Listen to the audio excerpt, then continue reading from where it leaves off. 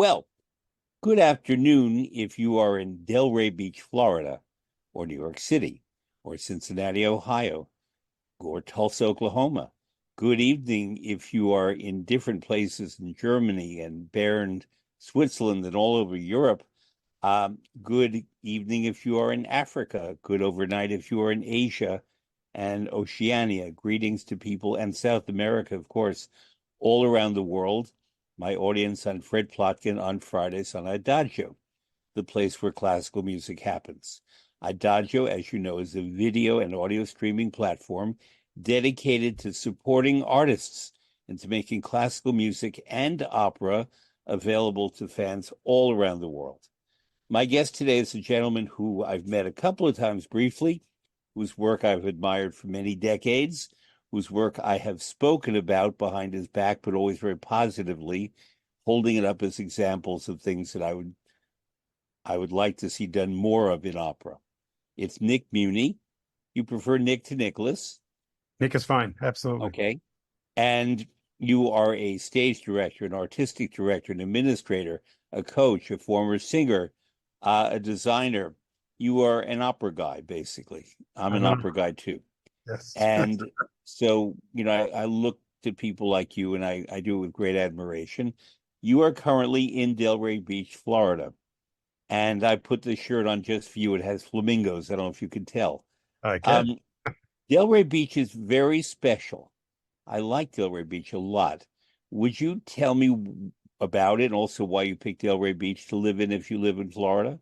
Sure. I mean, the reason I moved to Florida was I've become a tennis addict, and I wanted to to Not play tennis. pickleball, but tennis? Not yet with pickleball. I've been tempted, but but I'm sticking to tennis for the time being. Um, and Delray Beach, what I like about it is that it's close enough to major urban activity without being quite as congested. A lot of my colleagues and friends and my ex-wife went to the west coast of Florida, up by Sarasota, Bradenton, and so forth, and it's lovely over there. I have a cousin who lives in Naples, but it was just a little bit quiet for me. Maybe someday I'll need that quiet atmosphere. But It's Delray, quiet. yes, it's quiet. It's quiet, which is wonderful, and God bless you if that's what you want. I just wasn't quite ready for that. And there's tons of tennis around here, and lots of great. They have a Delray Open, which is a minor tennis tournament, but still a lot of good pros come and play. So anyway, yeah, that's my Delray Beach What I story. like about Delray Beach, it's old Florida. It is. And while most of Florida has become indistinguishable one town from another, architecturally and otherwise, and I know old Florida. I started going to Florida when I was a tiny kid. And I remember old Florida, and I love old Florida. Delray Beach has a lot of that, but without being pretentious. Its main street has older shops, Yes. and you don't have the chains, the McDonald's and the Walgreens and so on the main street of the old town. There's a Yes. lovely hotel called the Colony Hotel that, Yeah. oh, you don't know it? Okay. Not yet. No. Um, when you have guests, if they're not staying at home, here I'm doing a commercial. I recommend the Colony, also because the Colony has its own beach, and it has a wonderful grill at the beach, and the beach is clean and gorgeous. They have a pool. There's quiet. It's just not crazy, and they have the best key lime pie I know anywhere in that area, and a very good grill with basic sandwiches. And to me, it's the ideal way to go to the beach because you have the ocean, but you have a pool. You can read. If you stay at the Colony, it's part of the package. And to me, it's one of the great deals in Florida. And now I'll never be able to get in there again, having done promotion for them. But there Okay. are old ice cream parlors and chocolate shops, and it feels like a Florida town from 60 or 70 years ago, but not in a self-conscious retro way. They just have made the Yes. choices to not become crassly commercial like most of Florida and much of America. Yes. Agreed. So Agreed. I have to go to the I'm Colony glad you're now, there. Yeah. especially for the key lime pie because I love key lime pie. Oh yeah. Anyway, um, so in doing research about you, there are four people I definitely want to talk to you about who you knew and worked with, and then we can go off in many directions. But you studied with Todd Duncan, I who did. was the original Porgy. And recently, George Gershwin was being celebrated for the 100th anniversary of Rhapsody in Blue. And he, by then, DuBose Hayward had gone to South Carolina to write Mhm. the original book about Porgy, which became Porgy and Bess the Opera. But under what circumstances did you study with Todd Duncan? That's amazing. Well, yeah, there was a summer music school festival called Ambler. You probably know about it. Hmm. Temple University was their like summer home. The Philadelphia Orchestra played there in the summer. There was it was actually had a big festival amphitheater tent kind of thing, and I went there for several summers. I studied with Robert Page, famous choral conductor out of Temple. And Mr. Duncan was teaching there. And so I started studying with him at Ambler. And I studied with him, I think I studied with him 3 summers at Ambler. And Hmm. then after I finished my studies at Oberlin, I spent a year because my mom was dying of cancer and I stayed home to help take care of her. And then I moved to Washington to study full time with Mr. Duncan. So I studied with him for probably all told 6 or 7 years, something like that. And what years are we talking about? I was a senior in high school, so it was like 1969 through 75 or Hmm. 76, something like that. And so he would have done Porgy and Bess 40 years before. Right. And And Lost in the Stars.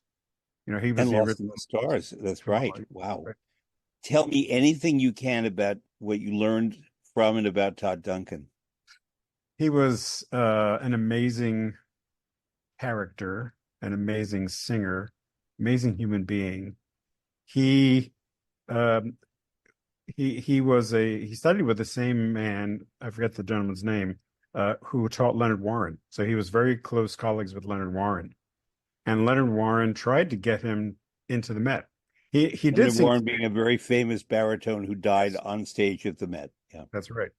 Um, but they chose Marian Anderson instead. There wasn't a contest or anything. It just so happened it was in that era. So he had some interesting stories about that. And he really excelled in recital work. He did a lot of recital work, toured the world in recital. And he tells a funny story of when he auditioned for George Gershwin for Porgy. And he got this invitation, I forget now how, but he said, "Son, I don't want to sing musicals. I want to sing Schubert." So he looked down upon it. He said, but he went to sing for the gentleman. And then of course they sort of fell in artistic love with each other. But at first he thought it was beneath him because he didn't want to do a musical. But he did that. He sang. I remember he was teaching a master class at Ambler one summer, and he was one student brought in Der Toten das Mädchen, Schubert, and he was demonstrating and sang this low D that just rumbled. And you go, oh my God. The next person who sang Ich grolle nicht Hmm. with a flat, which he also sang Wow. beautifully. So he had this incredible range. Um, and he actually sang professionally. He did a premiere of a piece that I forget the name of it now. It was done in concert opera format um, in his mid 70s, and he sounded fresh as a daisy. So when I was studying, he was born, I believe, in 1904, and so when I was studying with him, he was in his 70s, and yeah, he was he was a character, and he would take Now, your hand. Oh, go ahead. because I never saw him, Hmm. um, Porgy is a largish man in terms of he's muscular, but obviously he's also disabled. How big was Todd Duncan? Did he have the physique du role? Oh yeah, yeah. He was Wow. probably 6'1" or 6'2". Okay. He wasn't a huge man, but he was a presence. Yeah, he was a big Good. guy. All Yeah, right. Um, how was he as a teacher? he was controversial because he believed in lowered larynx, and which is all fine and good as long as you have, the balance of the resonance and stuff like that. So some students who sang with him um, got too not throaty, but they had too much core in the sound and not enough head spin. But he was very helpful for people who had a lot of mask resonance already naturally, and that would deepen their sound. So he was successful with a lot of students. I mean, he was a wonderful teacher, but he was controversial. He had detractors. Um, You but used a lot of terminology that singers know but may not be known to the general public, about the larynx and the mask resonance. Would you define those more? well, lower larynx. How do I say it? Um, I think the controversial part of Mr. Duncan's teaching was if you actually held the larynx low. You're not supposed to do that. You're supposed to allow it and then allow the resonance to and the head mix to be in Hmm. there simultaneously.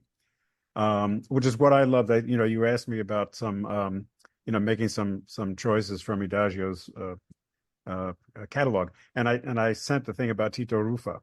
Rufo, who I adore because he was, considered the Caruso of baritones, for Hmm. viewers who are not familiar with him. But what I love about Rufo's is that sort of the chiaroscuro in his sound. He's very dark and brilliant at the same time, and that's what Duncan was getting after. Um, Hmm. but if you depress the larynx and hold it, that's where you start to get into trouble. And so for some students, it didn't work for them. Um, the next name I want to go to is someone I did know and worked with and laughed at and with a lot, was Alberto Mazziello, Oh my goodness. Yes. who had a lower voice than Todd Duncan, Absolutely. Yes. Low and although she was raspy. a woman. Yeah. Talk about Alberto Mazziello. Was she a good singing teacher? I was on the Metropolitan Opera quiz with her a lot, and I knew her in that way, but Yeah. I never saw her teach. Well, it was interesting because I was a young stage director and I Hmm. applied back then. There was the National Opera Institute and they had fellowships. And so I applied Yep. for a fellowship.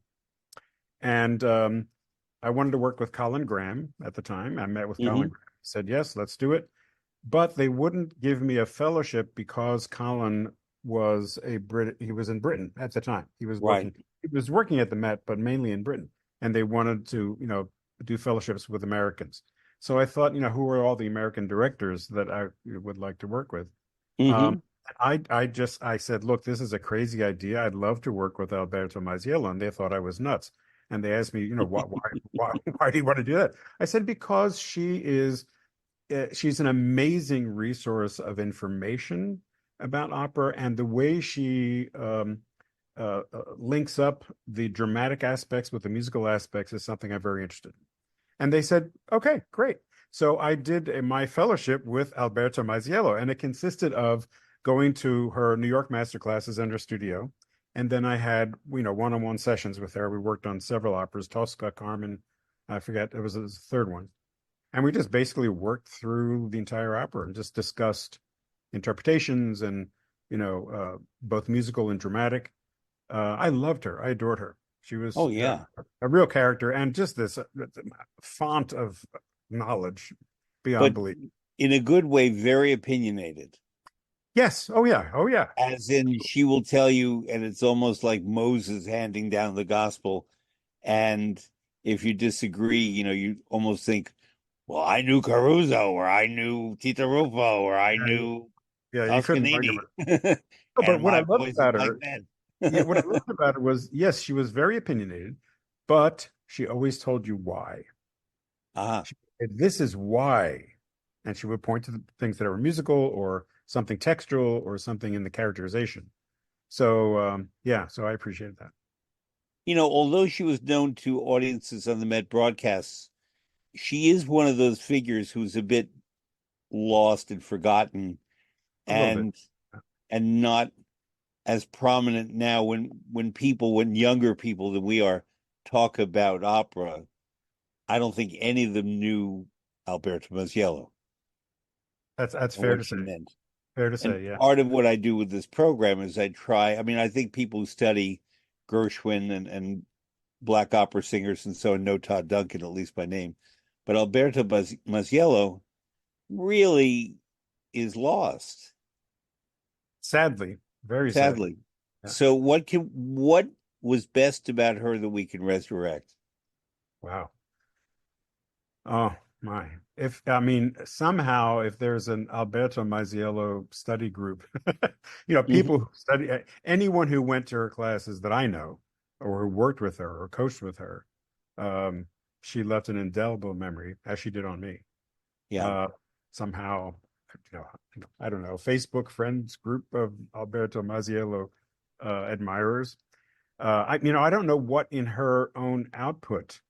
I think part of the reason is you didn't really know what she did. I mean, she was a coach Hmm. and she was on the quizzes, but what was she? She was a coach, I guess, right? What was her main thing? Did But I she? never quite knew she was Italian, of course, how and why she got to the States, how she found her niche as an expert and as a coach, when there are many, I mean, I've known numerous Italians, especially women, who came here after World War II to get away from, impoverished Italy and try to find a different life here in the United States. And they became chefs and food experts and so on, Hmm. or knew fashion and knew how to handle a needle. And I mean that in the very best way because that's an art. Um, and and then there were people who were in opera, but if you heard her gravelly voice like that, you didn't necessarily think that she had been a singer, Right. or if Yes. she had, it was probably singing La Checa and the Vecchia Maddalone and roles like that, Right. rather than Norma. Yeah. Yeah. I don't know what we can do. Yeah, I Good think for I her. think people want to start a search and an oral history because frankly, she's been gone a number of years and there are people who study with her, and I think it would be important. So anyone listening, if you study with Alberto Masiello, get in touch with me and we'll record a program or two which we feature her. Another guy who I thought was brilliant, who you worked with, who I worked with too, was Jean-Pierre Ponel. Oh yeah. Yeah. Talk about him. He too died pretty young, unfortunately. Yeah. And you worked with him in Munich and Chicago. Yeah. Uh, I was, a young director, but I was working a lot actually. And I just decided that I wanted to somehow work with him. And the only thing that was available, because he didn't know who I was, I met him at the Met. I somehow I forget exactly how we connected. Someone connected us, and I met him at the Met. And it was a funny story because I had done a production of Don Pasquale in Kentucky, and I Hmm. had some photographs. And then I went to Italy, and I didn't know it, but I had the Don Pasquale film still in the camera, Mm. and I took pictures in Rome, and so it got double exposed. And there were some amazing shots of Don Pasquale's study superimposed against the Vatican and stuff, weird stuff, but it looked fantastic. So Hmm. I thought, as a joke, and I don't know what possessed me when I met with Mr. Bunnell, I had these photographs with me and I showed him just as a kind of a joke to say, well, here's some of my production photos. And I remember him looking at it and thinking, and he said to me, "What is this?" I mean, he could not figure it out because he thought he was looking at a production I did, Hmm. and it looked incredible. And then finally, I laughed and I explained it to him, and he had a wonderful sense of humor, and he really laughed a lot about that. And so he said, I'm doing this production of Lulu with Kathy Malfitano in Munich. I already have an assistant, but you can come as a hospitant. And for your viewers, a hospitant in the German theater system is basically an observer. You get Hmm. permission from the house to be there. Of course, you have permission from the director, whoever it is, and you observe. You're not allowed to do anything. Hmm. You can't officially, but you can just observe. So I did that, and I would jump into the action if somebody was missing, and he would say, "Nick, go on stage and be Dr. Shern in this scene or something like that." So I would do those kind of things, and so one day I was walking, and I would walk, to take the streetcar back to where I was living, and he pulls up in this Porsche and he says, "You need to ride somewhere." I said, "Oh, sure. I don't want to take you out of your way." He said, "Ah, come on in." So then every day he would take me in his Porsche wherever, drop me off, and we would have the most wonderful talks. And he, I would say that he was of course an incredibly great director, goes without saying. But what I found very interesting is that he focused more on the minor characters in terms of detail than he did on the principal character. He did very little with the principal characters. I mean, he show his concept and so forth. And if they needed instruction, or something, he would say something. But he loved. Well, actually, I don't want to characterize. I don't know how he felt about it, but what it's occurred to me was that he spent a lot of time on the secondary characters, the chorus, supernumeraries, um, and he was a comedian. I mean, he really loved comedy.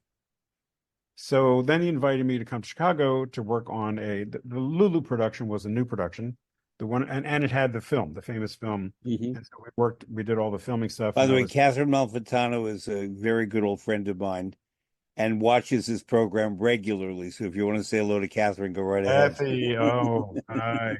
She was fantastic, Lulu.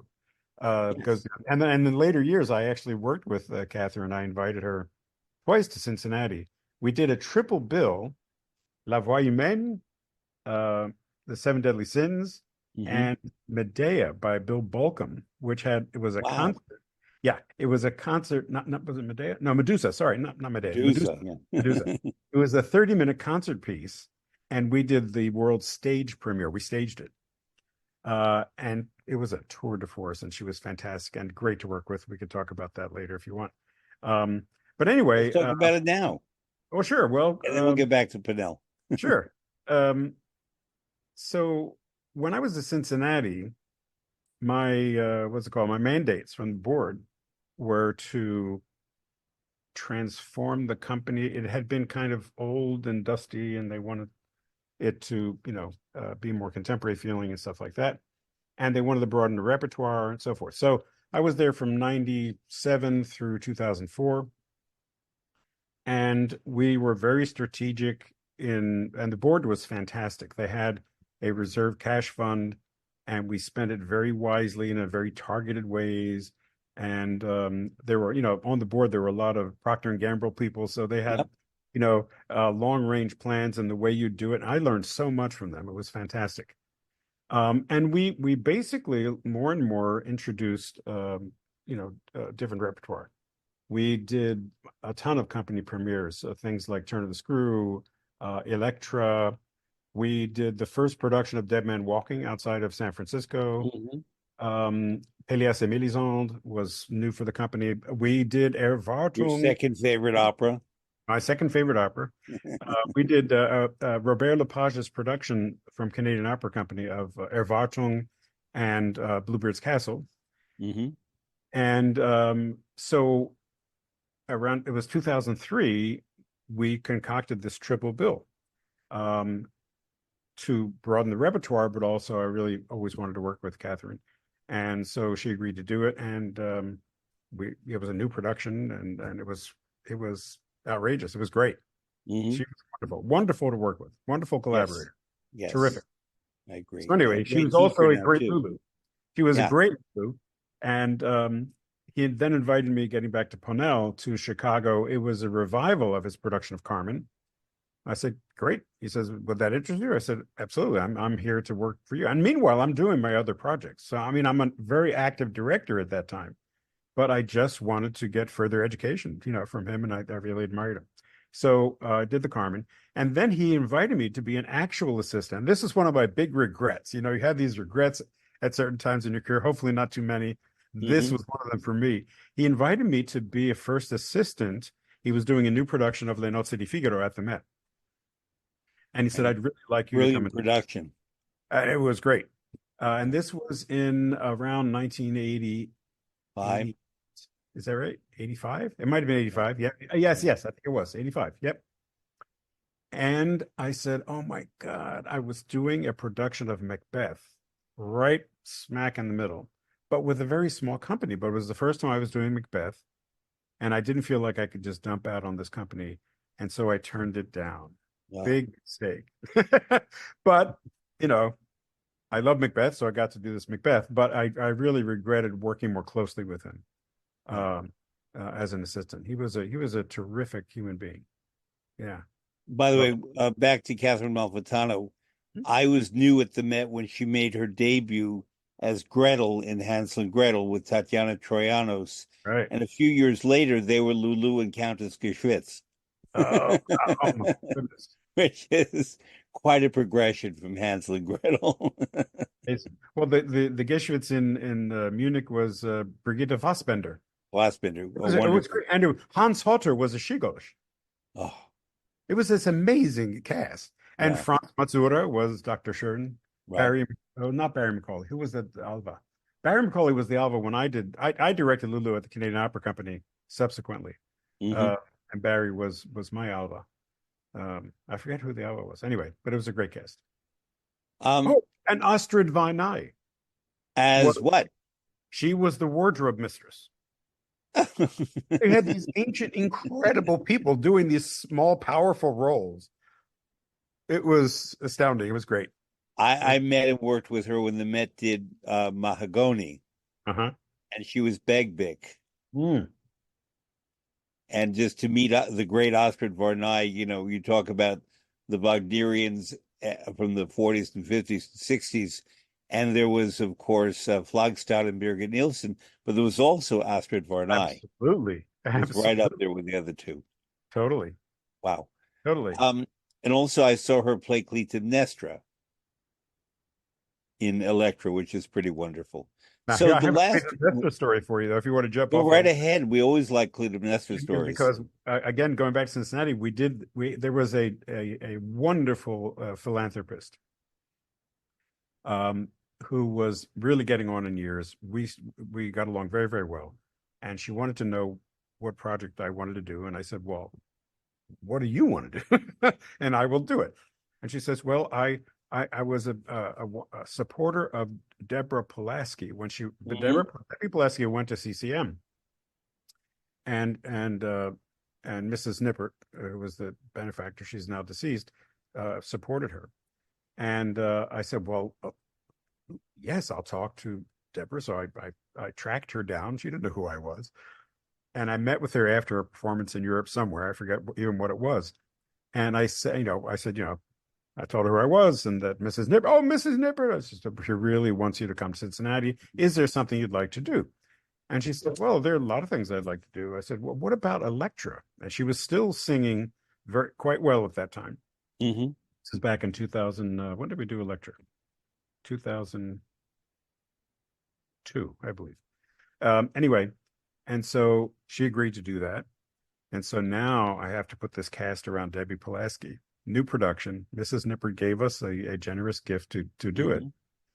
And we got Anya Celia, Oh my goodness. Clytemnestra, believe it or not. Um, Robert Hale was the arrest, may he Yeah. rest in peace. His wife, Inga Nielsen, was Hmm. Cressata. Wow. And we had the conductor. We tried to get Bertrand de Billy, that she had worked with a lot. He was not available, but Sebastian Weigler was available. Yeah. So he conducted. It was a fantastic cast. I got the great mate. We got this incredible cast. So I said, Debbie, this is my first time doing Electra. Tell me about it. How do you see it? And let's share. She goes, oh no, you tell me whatever you want to do, I'll do. She was fantastic. She says, there's only one request I have. I said, what's that? She goes, I cannot do raked stages. Now, for your Hmm. viewers, these are slanted platforms.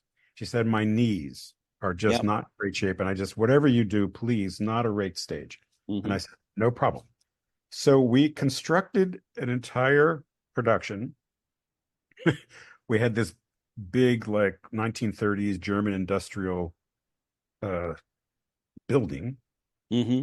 Around it, we put jagged platforms that were like rocks all around it. Okay. And she lived sort of beneath these rocks. Now, the front portion of the rocky landscape was on wheels, and it slowly, almost imperceptibly slowly opened over the Hmm. course of the opera. Mm-hmm. revealing a shadow of this building in blood. And that's where Electra lived. So I gave Yeah. her a flat space, absolutely flat. And I thought, it's an interesting, approach to the piece, and she'll be on a flat floor. It'll be great. Mm-hmm. Okay. So we get into rehearsals. The first day, we're doing the scene somehow. We did her aria, but and then we were doing the scene with Tuca and Mestra. She gets up on the rocky landscapes and starts going to town. Like, it's all, not only is it raked platforms, but it's quite dangerous. And I said, Mm-hmm. Debbie, what are you doing? She goes, what do you mean? I said, well, you don't have to go up there. She goes, oh no, it's great. So after all, her request of not having a rake platform, she goes up on these multiple rakes and does her thing. She was all the whole entire cast was extraordinary to work with. She was very open-minded, could do anything. And I'll tell you, the both performances. We only did two performances, unfortunately, in Cincinnati. The Thursday night opening performance was recording quality singing, including the top C. It was beautifully sung, Mm-hmm. powerfully sung, and she was amazing to work with. Anyway, so And was it recorded? yeah, not when I say recording, I mean like it could have been a studio recording. It Right. was No, I know. that But well. I mean, is there They documentation of that? they did. There is, because they used to record all the operas and then rebroadcast them during the winter, during the off time. So Mm-hmm. yes, somewhere there is that. Absolutely. Yes. Wow. Yeah. So I don't Well, know how we got onto it's that. a Well, we got company I onto that love, and I've done a and lot this. of work there. So we'll reach out to the people. Just for people who don't know, the Metropolitan Opera is America's oldest opera company, founded October 22nd, 1883. The second oldest is Cincinnati Opera, founded in Right. 1920. The third oldest is San Francisco Opera, founded 3 years later. Right. And so Cincinnati has this very long tradition of excellent opera. For a number of years, they performed opera outdoors at the zoo, but they have a wonderful music hall. They have a May festival for choral works and so on. It's a highly musical city. And I say that because I'm wondering, although the people there are very sophisticated about music, do you think they knew the quality of the cast that you put out for them in Electra? Yes, I do, because at the time when I was there were still enough people who remembered the zoo years, Mm-hmm. like not going way back, because you said 1920. Well, in 1972 they moved indoors, right? So for that Yeah. 50-year period, it was basically the summer home for the Metropolitan Opera artists, right? Mm-hmm. Because Yeah. there was no other summer opera going on. So they either went back to Europe or they came to Cincinnati for the whole summer and did Mm-hmm. like summer stock opera, Yeah. because they did like 8 or 10 operas, you know, 2 days rehearsal and it's up kind of Mm-hmm. thing. So they got exposed to almost every Everyone. great singer. So I think there was this kind of innocent, not sort of this naive appreciation. Not that they were naive people, but that's all they ever knew. Yeah. They only ever knew Lawrence Melchior. People like that. That's all they knew. And by the time I got there, there was still enough people, not from the 1920s, but that remembered a lot of those great singers. So yeah, I think they did appreciate it. What was Absolutely. particular, Chicago, great city, has an old opera house, but didn't have an old company Right. because of failures and so on. And the Lyric Opera, as we know it today, was created in November 1st, 1954, with Maria Callas starring. And so therefore, when Lyric was created and built its it it drew its singers not from New York, but from Milan, so Hmm. that La Right. Scala West was Lyric Opera Chicago. In Right. contrast, the Metropolitan Opera began touring in 1883 until 1986, Right. and they went to numerous cities, including Cleveland, Ohio, but not Cincinnati. Right. And that gave Cincinnati the opportunity to develop its own opera tradition. And Yes. therefore, after the Met tour, then the singers had already been around America to Boston, Minneapolis, Cleveland, Atlanta, Dallas, Memphis, a few other places. In early years, San Francisco and Denver. And that's why Cincinnati grabbed all the singers before they either went home on vacation or back to Europe or to their homes in the States before starting at the Met again Yep. in the autumn. So Cincinnati, as you said, had nothing but stars. Yeah, And you look at the annals from those years, from the 20s, 30s, and 40s, before the Lyric Opera Chicago, basically every great opera star wound up in Cincinnati at some point. absolutely right. It's And then remarkable. later on, Domingo sang there a lot. I mean, With when Beverly Sills and Le Comte oh, d'Hoffmann, for example. absolutely. And Norman Traeger sang there a lot. Yeah. Jimmy Moore sang there a lot. By the time my predecessor, Jim DeBlaze, when he was finishing up his time, it had gotten to the point where Jimmy Moore sang there regularly, which is great. Ricky Leach sang there regularly, but Mhm. it had really narrowed down to just a few people. So one Yeah. of my mandates was to broaden that back up. So, Mhm. for example, we presented the American debut of Peter Mattei in Don Giovanni. Really? Yes, yes. Wow. That Don Giovanni cast was quite wonderful. It was Peter, Lauren Flanagan was Anna, Christina Gerke was Elvira. Wow. So, people like that, as I mentioned, we brought in productions like the Robert Lepage production Mhm. of Erwartung, and Inge Nielsen did Erwartung. Um, anyway, so I was trying to sort of, broaden the palette of really, really great singers. But it was a terrific experience. Yeah, it was And wonderful. then the fourth of the names I wrote down, and then we're going to get more into Nick Muni, is Peter Sellers, not the British comedian, but Sellars, says he Llars. Right, Wonderful, brilliant stage director, librettist, very original man, uh, can do very out there stuff or very traditional stuff. But in my experience with him, there's always a very strong connection to the emotional truth. yes, And that what sets him apart from many stage directors who just try to be provocative.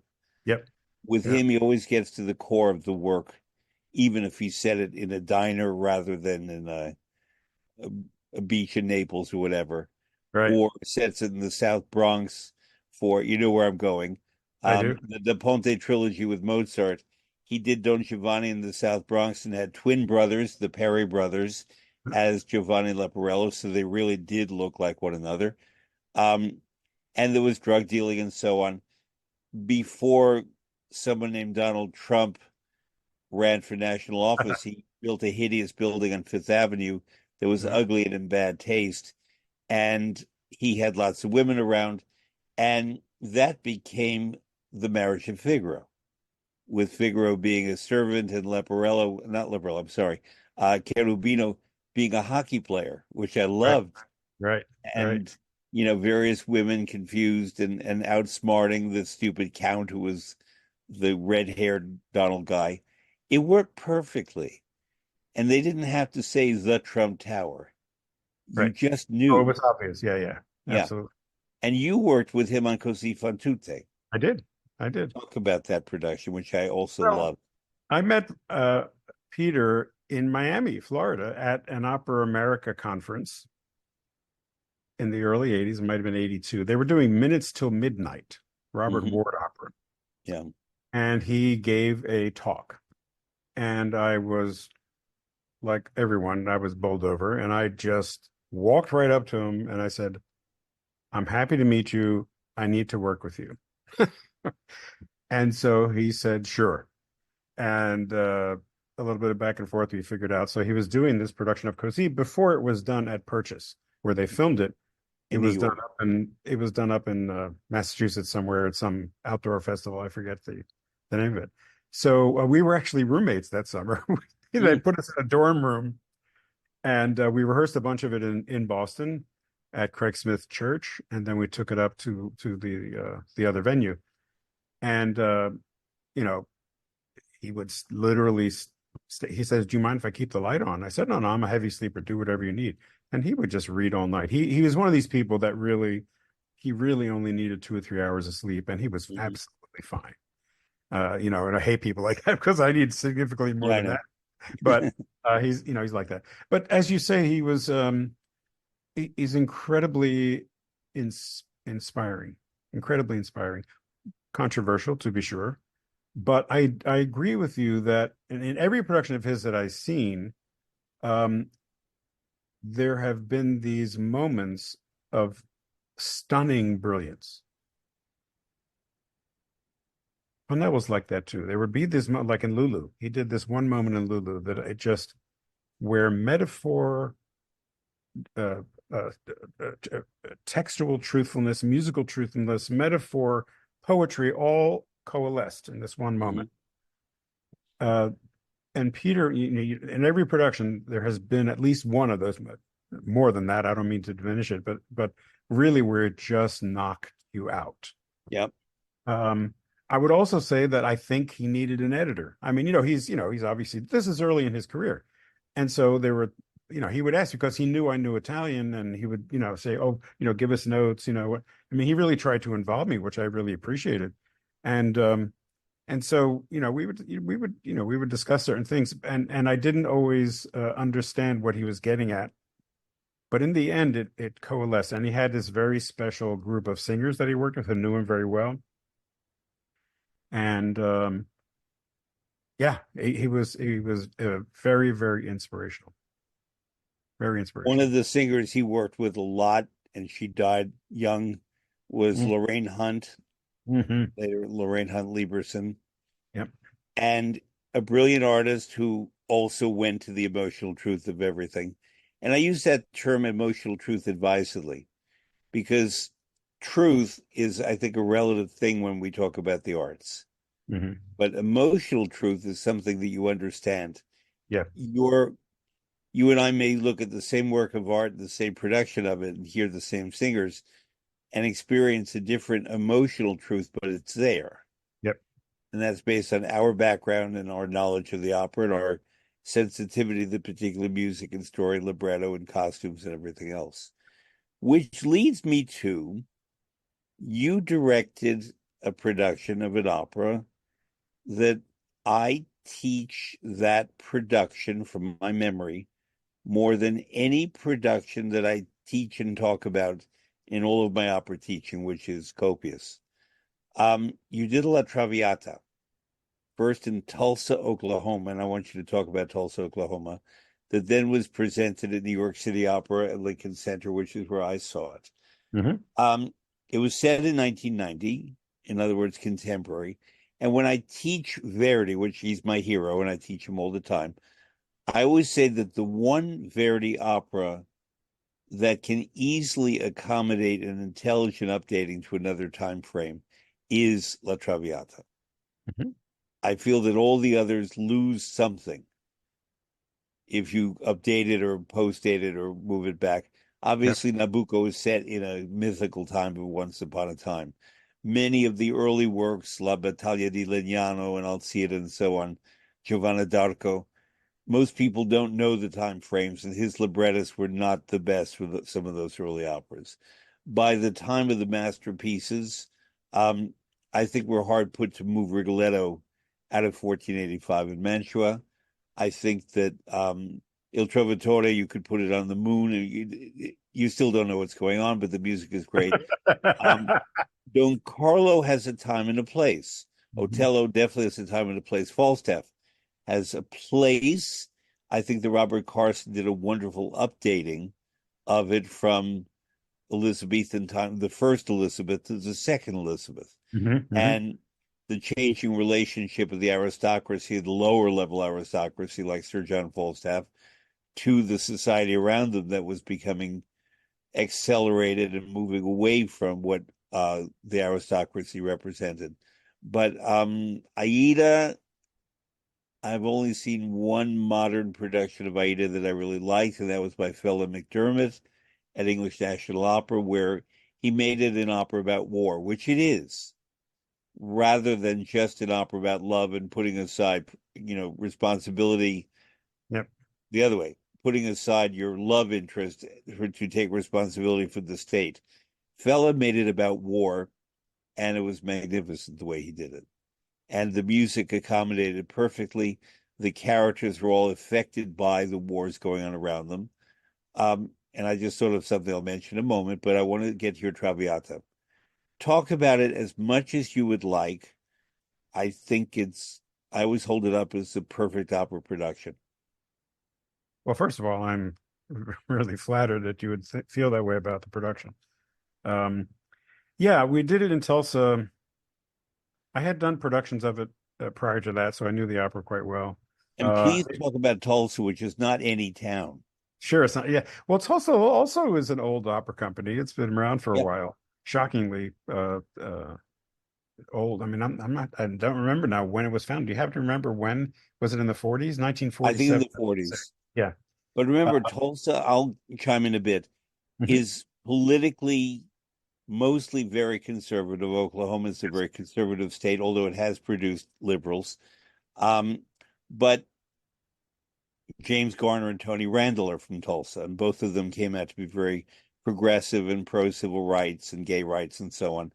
And but Tulsa is also the home of Oral Roberts University, which is a religious university, very, very devout in its Yes. The own Praying thing, Hands. praying hands.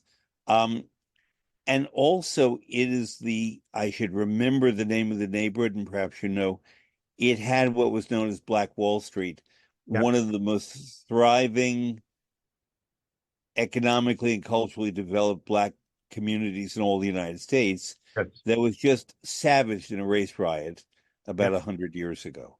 Yeah. It was And there are burned a down. couple of survivors left who are still trying to get claims, as they should, for everything that happened. But it was a genocide in my view. Yes. And but within that context, there's also an opera company. Hmm. And your Traviata production, given the demographic of that city, held up a rather unflattering mirror in certain ways, or a mirror that said what I think Verdi said to the people of Busseto: you're all hypocrites. And I'm not saying that you said that all Tulsa was hypocritical, because when the production came to New York, it held the mirror up to New York just as much as it did to Tulsa. And I that's was the just, genius of the production. well, I was just about to say that the response in New York was much more conservative than it was in Tulsa. Believe Yep. it or not. I was I shocked. believe it completely. No, I'm not. Yeah. Well, yeah, I was. Um, yeah, Tulsa is a very interesting place. I never imagined I would go to a place like Tulsa. It's just very different, or Cincinnati for that matter. I mean, Mhm. when they hired me at Cincinnati, they called Patrick Smith, and Patrick Smith said, he, of course, he told me this later. He said, "You hired who? Do you know what you're getting into?" Patrick Smith, having been editor in chief of Opera News. Yes, and a great person. Anyway, but Tulsa, they had for the first time, I believe, the first female president of the board who was very progressive. And she wanted to shake the dust off. And so I guess they saw me in that light, and right there you go. Traviata was already scheduled by my predecessor and cast by my predecessor. But I saw but the production hadn't been contracted, so I saw an opportunity. I worked with the budget and stuff like that, and to create this simple production, I engaged John Conklin to do the scenery. Um, and we did it. And Frances Ginsberg was our Violetta. Hmm. And I remember talking to Frances, who I had known of, but not Yeah. not met. And she says, "I hear you want to do a concept production. You're going to have to sell me on it." That was Hmm. she was very skeptical, and I said, "Okay, here it is, and hopefully you'll you'll enjoy what I have to say." And basically, we have such a romanticized vision of what a courtesan is, but when you boil it down, it is prostitution, right? And I said, I'm not after any kind of sleazy stuff. She's very elegant. She was more or less a very, very extremely expensive call girl. Hmm. And it's a very elegant environment, Yeah. but it is what it is. And that was the premise. And she got into it. Now, this is a really interesting story. They had a chorus at Tulsa, was all volunteer. Hmm. And I was explaining the concept to this wonderful group of people. And afterwards, one of them came up to me and he says, Nick, I really think this is very interesting. Um, I have some clients you might want to talk to about this. And I said, what do you mean? He says, well, I represent strippers and prostitutes. Would you like to interview any of them? And I said, fantastic, absolutely. And I asked Frances, and I said, she says, oh my God, yes. So we interviewed, I think there were 3 or 4 of his clients. And of course, they were very, very wary at first. And he explained they didn't know what opera was, and so we just asked them some questions, and they were very forthcoming. They warmed up to it, and and it blew my mind and Frances's mind. And it was really important that she was there to really understand that the real under the old saying or the reality that it takes 2 sopranos, 2 different kinds of sopranos. You have the Act One soprano who has to have all the agility and fioritura and so forth, and then you have the other 3 scenes. And it became immediately apparent to me, I should have known this before, but I guess it kind of it made more sense after I spoke to these women that you have to compartmentalize yourself emotionally to do that work. Like all of the women that we interviewed had husbands or boyfriends, Yeah. right? And we asked them, well, how does that work? And they said, well, this is my job, and then I go home and I have my husband. And they had worked it out. Hmm. And what made sense is that you have to really, I don't want to say shut off your emotions, but you have to contain it in a certain way of behavior. And that's Act One. And that's why she sings like that. Hmm. And then she allows herself to feel deeply, and her voice changes. Everything changes. And then there's the rest of the 3, right? And what's difficult about singing the role, as you know, is almost always you either have a voice that's light enough to do Act One and doesn't quite, dig in for the last 3 scenes, or vice versa. But I saw what made sense to me was the dramaturgical use of the voice. That blew Hmm. me away. Okay. Um, So, we did this very simple production. It was the same, and Chris Keene came out and saw it and said, "I want to bring this to New York." And I said, "Wow, okay, great." They bought the production, took the whole thing over. We made we did new costumes, for example, because they had special things, and we did it in New York, and it was praised and vilified. It was, I mean, it was Yeah. very polarizing, the reaction. But Um, talk about, I mean, most of us know the opera, but basically Violetta is a courtesan, a cultured woman, a very sympathetic woman. Um, in Act One, she is lighthearted and sempre libera, always free. You can't pin me down, you can't tie me down. But then she meets Alfredo a forse lui, and perhaps he's the one. And they set up housekeeping. His father disapproves, said, I have another child, a daughter, beautiful and pure as an angel, and she's getting married, and you, Violetta, would sully our family name. And Violetta invites him to peruse the records and see that, in fact, she paid for everything. Alfredo paid for nothing, and she's not living on his money, but he's living on her money, which makes him worthy of contempt by his father. Violetta agrees to save the daughter's marriage and breaks up with him and goes off with the Baron, I guess. mhm. Um, and Alfredo freaks out. Violetta gets very sick with tuberculosis, typhus, and then Alfredo comes back along with his father, who regrets everything he did, and teneste la promesa, you kept your promise. And then she dies, but the music speeds up. Ma io sento rinasce in me. I feel myself being reborn. And Verdi, in a stroke of genius, heats up the orchestra, and it's like a fever. And then she Yes. drops over dead, and everybody's upset. And the music is perfect, and the opera is magnificent, and it's not in any way stereotypical. And um, I've seen many bad performances of Sandra Ravian in my life, but and wonderful ones too. But your production moved it up. I don't want to put words in your mouth, but was it Manhattan 1990? Was it a city 1990? We said it in a modern Paris, but with an American feeling Right. to it, right? I read it as Paris, but so many people saw it as New York. Based on the costuming, saw it as Yeah, Paris.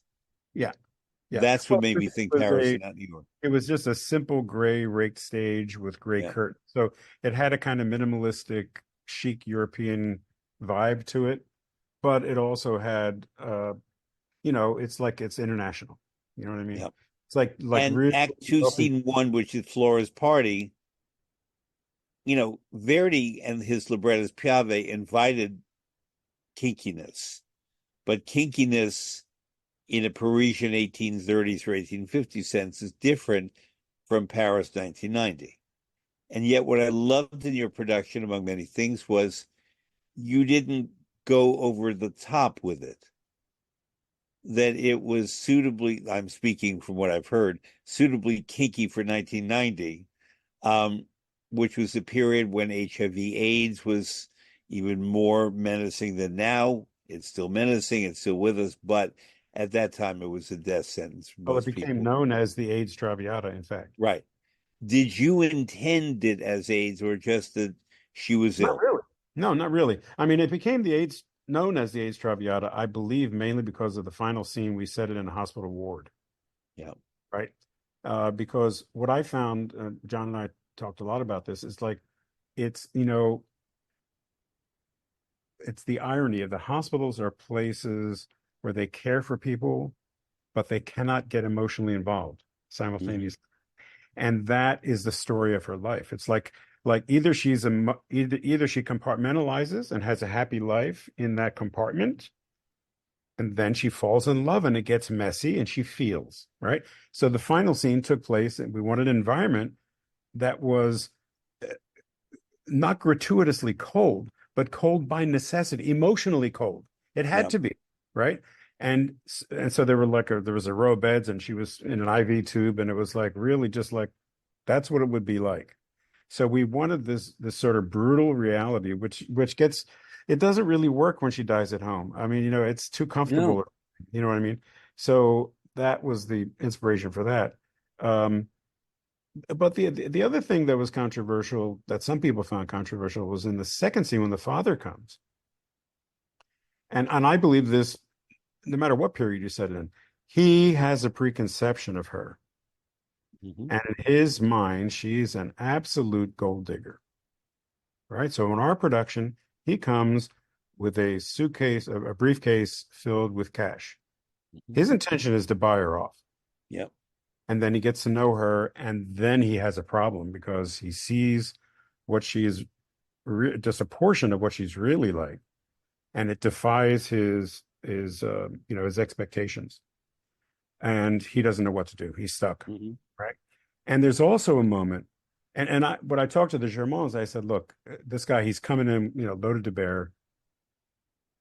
Uh, and I knew people like this in Tulsa because one of the other criticisms was like, oh, a modern woman would never have given up the guy she loves for some other guy's daughter. And I'm telling you, I know people in Tulsa who were Yeah. just like this. Yeah. They would do that. And I think, people to make that comment, I said, look, you're free to your comments, but there is, even people today have honor. There Mm-hmm. are people who have honor, right? It's a scarce commodity, maybe, Yeah. but there are people who have honor. And she did it out of honor, and she did it because she didn't have a father, right? In fact, in the story upon which it's based, her father sells her into prostitution, as a matter of fact. So, um, so so he comes in What's with lan abbracciami qual padre, embrace me as, or abbracciami qual figlia. correct. And Yeah. in our production, he can't do it because when we get to the end of when we get to the end of the duet proper, and the question of how do I tell him? What will you tell him? I'll tell him, tell him you don't love him anymore. No, that wouldn't work. He Won't wouldn't. believe me. Yeah. And leave. No, he would follow me. What happened was the way we did it is Germont finds himself being erotically attracted to her. Mm. And I said, look, we need to be very careful about this. He the signals get mixed up, is what happens. It's Hmm. such a tense situation, and she so discombobulates him from what he expected. Yeah. And he's in such a dilemma that he just slips over into this Hmm. gray area. And he's whispering in her ear, da, boom, boom, boom, da, da, da, dee, dee, boom. And it's that very quiet moment, very intimate moment. And then finally he says, "Yeah, Lord," and he kind of touches her sensually. And she goes, "Wow, don't touch me like that. Embrace me like a father." Yeah. He freaks out and he does not. I said, by Hmm. no means would he embrace her. True. By no means. He cannot go there. And then she says, then just leave. Partite, right? But I was wondering about that abbracciami, embrace me, whether it's a physical, sexual thing or whether it's just accept me. She doesn't mean it sexually at all. No, I know that, but Oh, sorry. therefore accept me rather than embrace in physically touch me. Of course, absolutely. She says, embrace me like that father. Yeah, yeah, She wants him to be a father, not a man right. with hormones. And to bring out that line, I just felt that it was organic and natural because of the situation he's in, that he would get a little bit mixed up. Don't forget, he's with an extraordinarily beautiful woman, Hmm. right? Who he knows what she does. And all the signals get mixed up because it's a mess. And then she says, don't think of me that way, Hmm. right? Think of me like your daughter. And that's why she sacrifices, in my view, is that because in a way, I'm sorry, I'm very moved and passionate, but I wasn't expecting to talk about Traviata today. I No, knew we I were going to, know. That's no, why I it's don't okay. tell people their questions ahead of time. Yes, but it's really, and this comes about much more even in the final scene. It's about her and God. That's the relationship. She has a relationship with Alfredo. She has a relationship with the father, but it's her and God. And traviare, as you know, is to stray or Yeah. wander, right? So a Lose woman your path. lose your path. A woman who has strayed, right? And and she says it. She goes, even when God can forgive, God has forgiven me. Men can't, right? Yeah. But in the final scene, I think she's trying to reconcile with God. If I And remember, and if I don't, I'm adding it to my own stage director of the mind. The ending of the opera was so brilliant because normally they surround her and she sort of has this last surge of energy and then drops. What you had was, I don't know the name of the machine in a hospital that has the life force on it, yeah, and then suddenly it flatlined. In other words, yeah, Verdi's music, dee da dee da dee da dee da da, and that yeah, phew yeah, was so gripping yeah, because you saw her die not by the singer moving about, which to me never worked, yeah, but the machine indicating that the life force went out of her at that moment in the music that yeah, Verdi composed it. yeah, yeah, absolutely. I mean, that was that's another reason why we wanted to set it in this very antiseptic environment that where emotion was not allowed in that structure, and then pump all this emotion into it from the people. That Yep. contrast is important.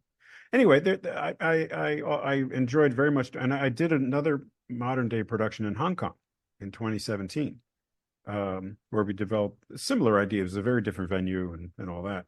Um, and in this one, I think this one, when Alfredo in the when he comes back from Paris in the second scene, Hmm.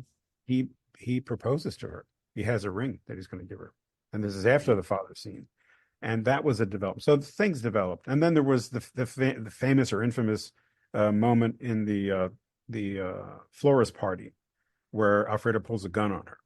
Yeah. right. And this whole thing about when people go over the edge. I mean, we're dealing with it to this day in America. The people go and they go to guns. It's Yeah, this terrible thing. So, yeah, it was a very rich and interesting experience. I'm glad you liked it. I'm really glad. I loved it. And I talk about it every time I teach La Traviata, I talk about that production. Oh, well. Um, what happened to it? Can it be revived?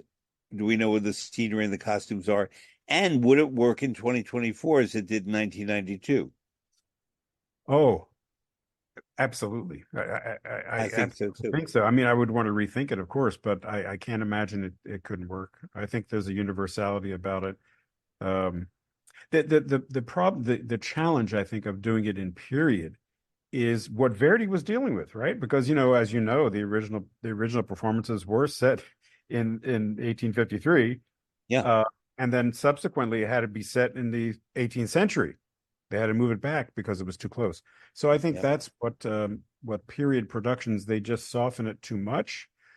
And there's a lot to enjoy and admire because there's hmm, still humanistic elements of it, but there's yeah, not the social critique element of it simultaneously. hmm, I think that's what Verdi was at because his so-called middle period. I've directed all those operas. Stifalio, hmm. Rigoletto, Trovatore, Traviata. Not in that order, I don't think. Is that the right? Stifalio, Well, Louisa Miller's uh, in there too. and Luisa Louisa Miller. Miller, Stephelio, Rigoletto, 1851, Trovatore, 1852, Traviata, premiered March 6th, 1853 in Venice. Right. So, Rigoletto and Traviata, Venice, and Trovatore in Rome in between 1852. right. But if you look at all four of those operas, I mean, he really, as he says in his writings, he was looking for unique characters, right?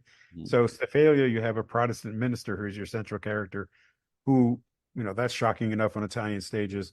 But then his wife commits adultery and he forgives her. That's even more shocking.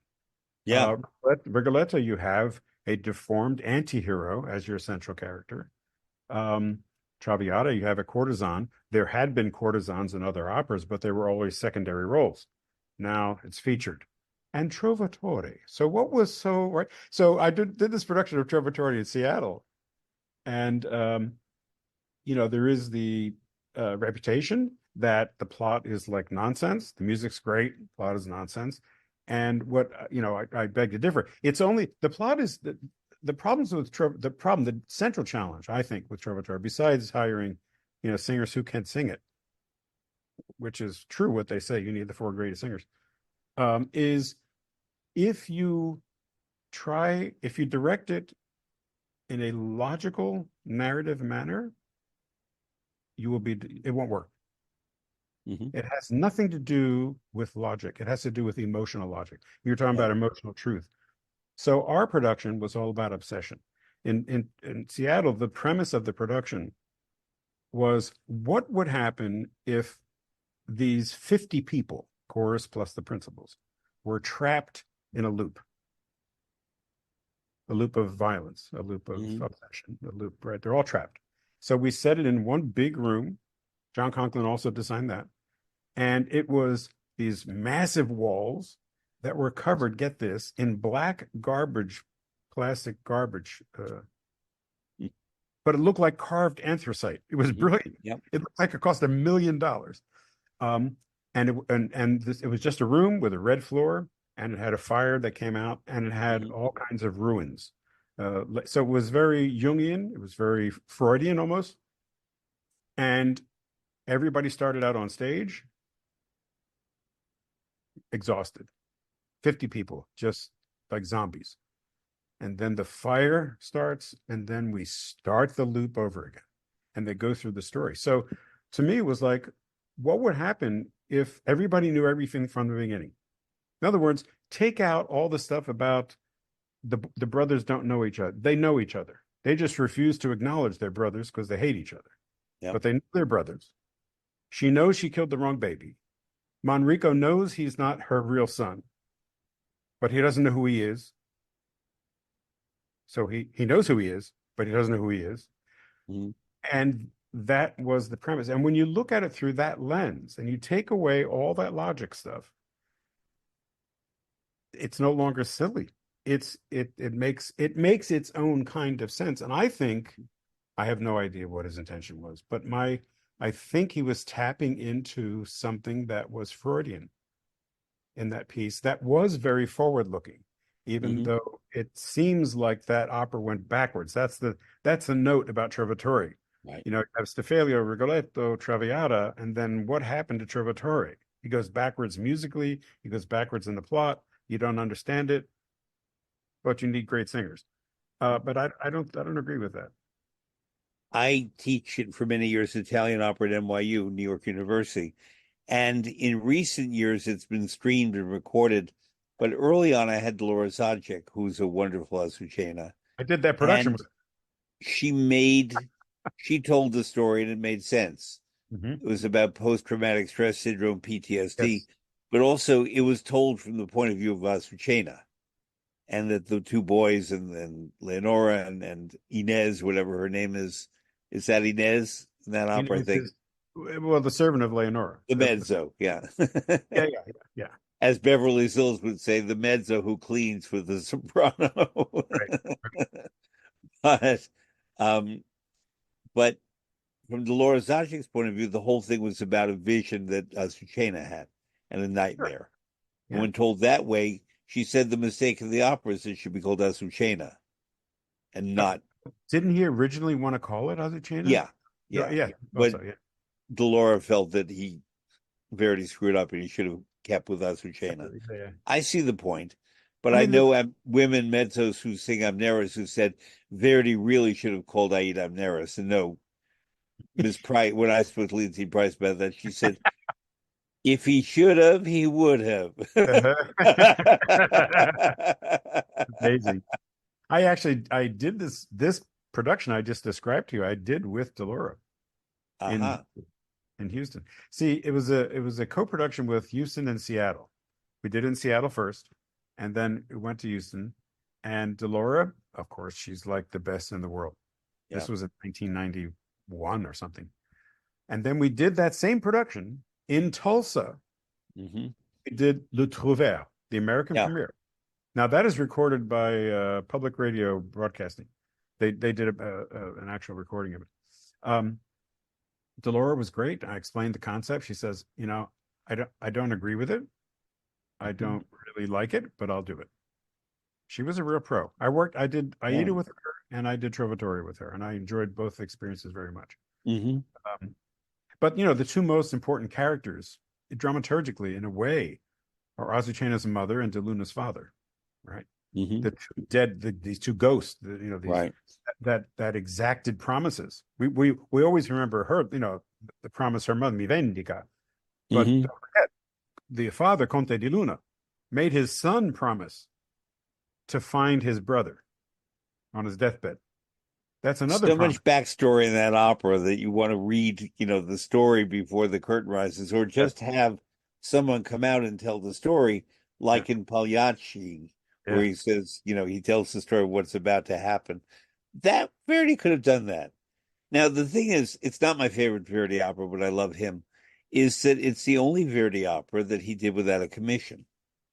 He Which did it because Trovatore. he was inspired enough by the Mhm. story or by something that he would do it without having a theater saying, we're ready to pay you and we'll give you some money to Yeah. do it. And I think that speaks volumes about Verdi's Yes. relationship to the opera Il Trovatore. Yes. Yes. The other thing about Trovatore, one last thing, is that Mhm. when we did it, what was very important to us is that it never stopped. We had no scene changes. So we did it in two acts Mhm. and no scene changes. And Mhm. that really helps the piece speak for itself. It is Mhm. actually a short piece, Yep. musically speaking. It's just Yep. in normal productions where you have seven scene changes and two or Mhm. three intermissions, it lasts forever. But Yeah. it's really fast and violent and just, oh boy, great. Verdi knew always. We're still learning from him. Um, you've worked a fair amount in Germany. I know that in the German speaking world. And I don't know if you worked in Italy that much. Not at all.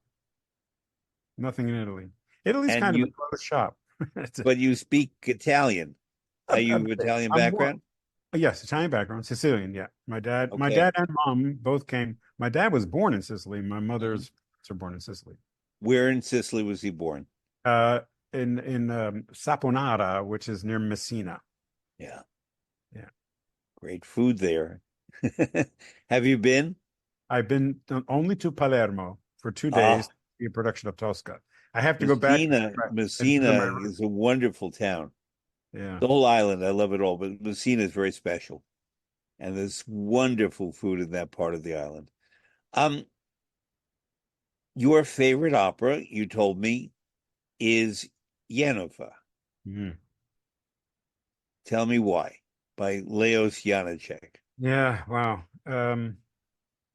I really had no exposure to it until I was invited. I mean, I had seen a production of it once, but I was invited by Richard Bradshaw, Canadian Opera Mhm. Company, deceased general director, wonderful man, to do a production of it in Toronto in 1995. And that's when I really got into it. Um, wow, what can I say about it? Well, when I was first starting in Cincinnati, Hmm. and we were going to like broaden the repertoire. And I said to the board, I said, a piece that our audience I think would really like is Yenufa. They said, what's that? And so I told them about it. And I said, because, and they said, why do you like it? I said, because it has many of the hallmarks of Verdi and Puccini, because that Cincinnati did nothing but Verdi and Puccini and Mozart Hmm. for years. I Yep. mean, basically speaking. The occasional Meister singer or Fliege der Holländer. Right, absolutely. Yeah. So they did other things, but that was their main, diet. And I said, well, it has lyricism. I said you won't recognize one tune. There's like one tune that you wouldn't recognize it, but you would recognize it as a tune.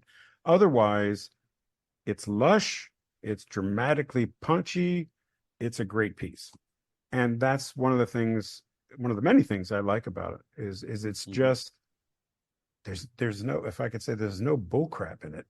Not Hmm. that there is in other operas, but it's just goes right There's a to. lot in Carmen. I mean, it's. I mean, Janacek, he composed the way people spoke, and yet it's richly orchestrated. It doesn't mess around. It's an edgy story. It goes right to it, and it's short and it's intense. I love it. So that's why I love it. And And who was in your cast? Judy Force did the Kostelnichka. Originally, who was the Gwyn Geyer? Yeah. And I also have done it with a British. Oh, what is her name? She was wonderful. The second time around. Oh, Eva Urbanova did Kostelnichka. As Yeah, stepmom. as the Yeah. stepmom. Um, Michaela Martins, who's now a mezzo. She Hmm. did Jennifer in Vancouver when I did it there. Yep. Uh, I did it twice with Judy Forrest. And it was a very austere production, and the central character in our production was Kostelnichka, Yeah. and it was this huge build. Describe her and also why she's the Kostelnička, not simply Kostelnička. Right, because Kostelnichka is not a name. Kostelnichka is basically a female sacristan. Yeah. It's like a caretaker of the church, so that's why she's the Kostelnichka. And Um, in a way, the spiritual guardian of the town, like yeah, Serena and Porgy and Bess. totally, Okay. absolutely. She was respected. She was a kind of a doctor. Hmm. You went to her if there was problems. She was a spiritual advisor, all that kind of stuff. She's the center of that community. Absolutely. Like Dr. Jesus and Porgy and Bess. Yeah, It's the yeah, same person. Yeah. yep, yep. Well, not really, but Oh, but and our viewpoint of the production was it took place in her world, and her world in our was a off-kilter gray room with a millstone stuck in half yeah. buried, and just a single chair. It was very barren. It Hmm. had a painting of the Madonna on the wall that was corroded, and um and there was one window. There was one opening. It was a giant window. That was it. And this room came apart in the second and third acts, basically. Hmm. And everybody was drawn into this room and dealt with their stuff and then left and come back in. And she was there the whole time. It was very, very intense. I mean, Richard and I had arguments with Richard because he was in some kind of literal. he was in a literal frame of mind. Like he was like anti-Regie theater at that time. And Uh, he had conducted this Trovatore in Seattle. So he knew that I didn't always do things traditionally. And so he said, well, there has to be, I forget what it was, like a door. It's got to be a door. I said, you don't really need a door. Oh, why aren't you doing a door? He would just mhm. argue with me. And Judy also, because she had just come from a production that Lotfi had done, Lotfi Mansouri, Lotfi Mansouri. Yeah. former general director of San Francisco and a wonderful stage director. And it was very rustic and they were charming Czech kind of production. And I said, that's not how I see it.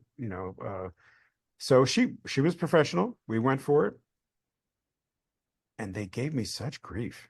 And Mm. then opening night happened.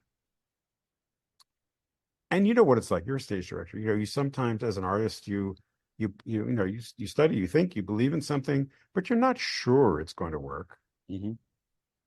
Yeah. You think it's going to work. And I started to have doubts, and I thought, well, maybe these guys are right. Maybe I'm screwed up. And then opening night happened, and it was like an explosion. It went berserk, and it got it was like best production, blah blah, blah, all that kind of stuff. It won that Mhm. best production award out there anyway. Yep. Um, but the point is that both Richard and Judy were shocked. I think they were rather shocked that it worked so well. But the reason I say that is that you also know as a stage director that sometimes you just feel on the same wavelength of a piece. You just and that's what Yenufai is. I just Yeah. feel I really understand it in some way. In my own way, I understand Yeah. it and it understands me somehow. Um, I'm winding up, but there's a question I wanted to ask you, a couple of questions actually, and I do thank you for what has been a very original conversation. I appreciate it because we didn't cover stuff that people usually cover when two stage directors or opera guys get together. Yeah, Um, and so we're documenting a lot of important things from you, and I appreciate that. But you have worked a fair amount in Hong Kong and in China. yeah, And I noticed among the places that you've worked is well, before we get to that, talk about Chinese audiences and Chinese artists and interest in yeah. opera in China and Hong Kong. And are they the same, or is there really a difference between Hong Kong and mainland China? Oh, well, I'll tell you a brief story that illustrates the differences. There was a curated scenes program that I was doing in Hong Kong for the Opera Hong Kong. The big company had a young Mhm. artist program. They still do. And the guy who was the head of the young artist program was a bass Dongjong Gong that I had worked with in America. He remembered me and he invited me to do this production. And it was a full production, sets, costumes, and I curated it and I picked scenes to match his singers, and it was 100 minutes long, whatever, and was with full orchestra. And the conductor, wonderful conductor, who's heads many big cultural institutions in China, but is also in the Chinese Communist Party, Hmm. was conducting. And Don Zhang DJ, we call him. He said, "Now, Nick, you got to remember we're gonna do this in Hong Kong, but then we're going to take it to Shanghai, and then we're going to take it to Suzhou." Hmm. As he says, now there are some things you need to be careful about. I said, what is it? Hmm. He said, well, anything to do with politics or Yeah. military or religion or sex, just like. And I said, DJ, no worries. I'll tell you what, you know it much better than I do. He is himself Chinese. And I said, come to the rehearsals. If you see anything that we have to be careful, we'll just change it. Don't worry about it. He said, Hmm. okay, no problem. So he says, now we have to name this thing because it was just a compilation of scenes. And so I came up with the name Crazy in Love. He says, okay, Hmm. well, get this name approved. I said, okay. So he had to go to the Chinese venues and get the name approved. Two out of Hmm. three approved it. One out of the three said, you cannot use the word crazy. Hmm. He said, what do we do? I said, change the name. I said, I don't care. It doesn't have to be Crazy in Love. Change it. So we changed it for that venue. And then I met with the conductor and I explained the concept and the ideas. And he said, oh, and I said, we're going to have projections. And he says, oh, projections. I need to see the images. So I said, sure. So we sent him the images. The costume designer was Chinese, or she was Hong Kong. She's from Hong Kong, but she knew how to be careful and stuff like that. Okay. Yeah. One of the scenes was Carmen. Okay. So Don Jose, Morales, the soldiers are in there. We get to Shanghai, big theater in Shanghai. Hmm. The dress rehearsal, the Carmen scene starts. The conductor goes ballistic, stops the whole thing, and he's screaming in Chinese. And of course, I don't understand a word. And he made all the singers come down front. And all of a sudden, a half a dozen photographers came out of nowhere Hmm. down the aisles, and there's like taking millions of photographs of the costumes. And I'm going, what the hell's going on? He goes, well, he says, why are there soldiers in this? And I said, it's Carmen. They're soldiers. That's what I said, okay. Because if you do something that's in the script, it's okay. Hmm. If you Yeah. do anything, then you had to be careful. It was my first brush with real censorship. Hmm. I mean, I've encountered censorship in America Yeah. kind of unofficial. Subtle, but more subtle in that they Well, say, let's put it this way: not legal. You okay. know, I it's mean, not so subtle. I've had people say to me in places that we were talking about today, um, it doesn't quite work for our audience. Right, And can you change that? right, right, And sometimes I do, and sometimes I don't. right, And sometimes, not often, I lose a job because I really won't make the changes for their audience to make it more palatable if the subject matter as created by the composer and librettist is right, something a little more upsetting. right. I mean, Absolutely. let's go back to Yennefer. The central to that is the murder of a newborn child. Yep. Yep. And we could call it murder, we could call it an act of folly based on mental illness. You could call it what you want, but a child has been murdered. Correct. And I can see where that would not be happy. It's not a happy story. But curiously, if directed in a certain way, the opera Yennefer ends not with happiness, but with a certain, you can hear in the music, beam of light coming into the darkness. Absolutely. How he Yeah, does that is a miracle, yeah, but he does. He yeah. pulls it off. In that production, by the way, we had an actual baby doll. It was a doll, of course, in Right. there. And Judith was really against it because usually it's done. I guess I'd never done it before, so I don't know how. But I said, no, we need to see this child. We need to see As it. I recall in productions I've seen and one I worked on, that there's a baby bonnet or cap or something that's found, but not, Correct, but it'll not show the baby, so to speak. correct. Yeah. We showed the baby. She Yeah. puts the baby down on the ground. She covers it up, and then she goes off and puts it in the river. Um, and when she's confronting Steva, the father, she has the baby and she's showing him the baby doll. But anyway, getting back to China, I had not encountered this level of serious censorship. Hmm. It was a shock. It really was.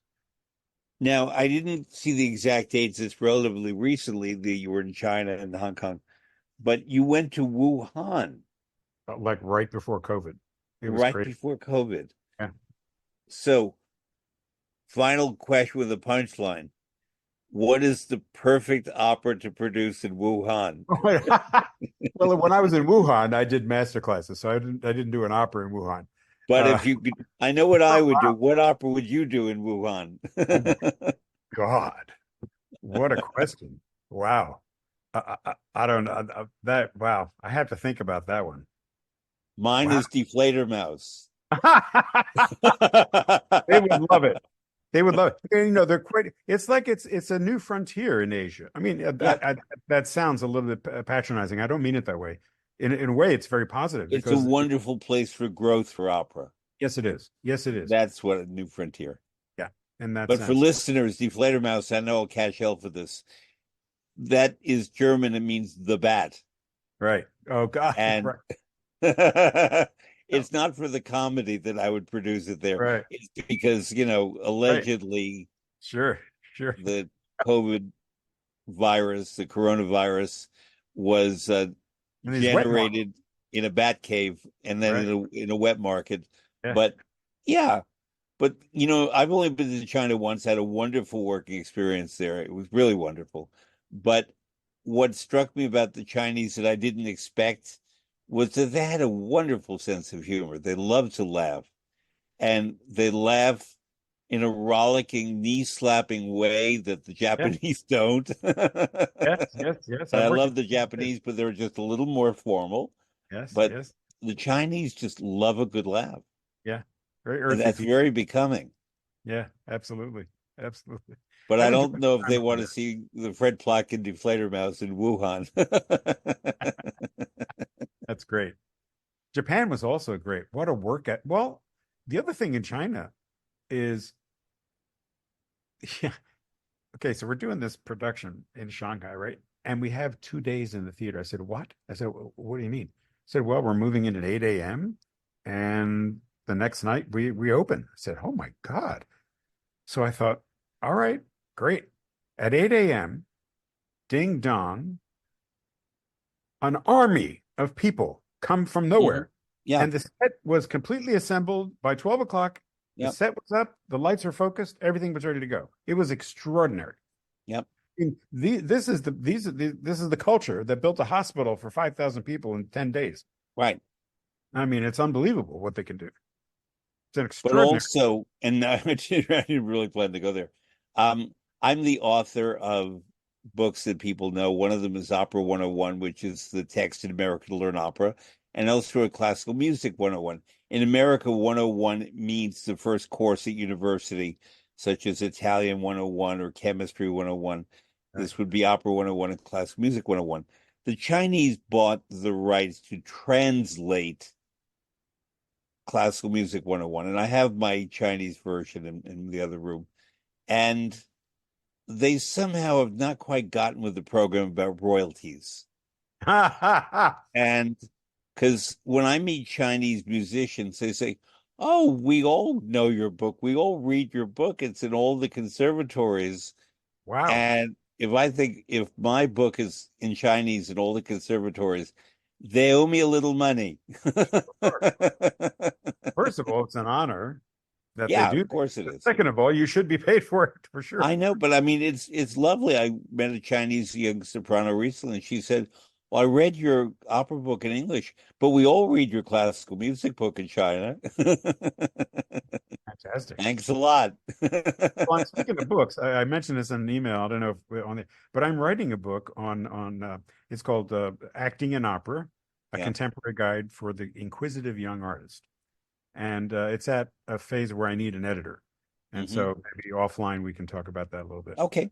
Yeah, yeah. Very good. So, Nick Muni, you continue to do great work. You've had a long, stellar career in a lot of places where you have I think just the fact Todd Duncan, Alberto Mazziello, Jean-Pierre Pinel, and Peter Sellers is a wonderful foundation to be standing on and to be drawing from. And then you've taken a lot of what they've done in terms of philosophy, but gone in your own direction and done a lot of consequential work that I've been fortunate to see in many places because I get around. And had you done nothing but that Traviata, you would have earned your place in opera history. Appreciate So that. I thank you very much.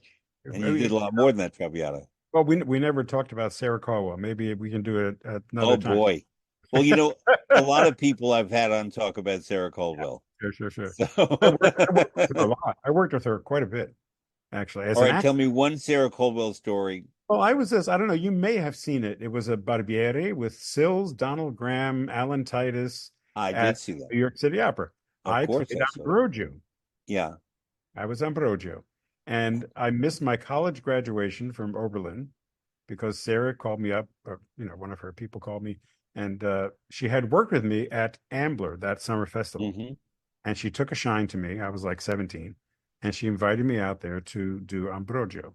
So I went. It was in May. I skipped my graduation. I went out there, and she said, "Oh dear, uh, he's just very old." I said, "Well, how old?" "Oh, just very, very, very old." So I perfected this old man, movement. And in the lesson scene in Act Two, her idea was that Rosina was raised in a convent, and one of the nuns comes in and plays this flute obbligato. She did "A vous dire de je m'aime" and the variations Hmm. with this virtuosic flute obbligato. So they were rehearsing it, and they did the scene, and the flutist, I forget her, Ellen Pfeiffer, not Ellen Pfeiffer, something Ellen, I forget her name. She was great. She was from the orchestra. They dressed her up, did it, and at the end of the scene, Sarah's, she would, you think she's sleeping, and she would just go, Ambrogio, come here. So I walked down to her. She goes, honey, do you play the flute? I said, no, I don't. Well, just go up on stage and do that flute thing. I said, okay. So there's this old man, like I was moving. The gag was I was moving this slow in Barbersville across the stage, right?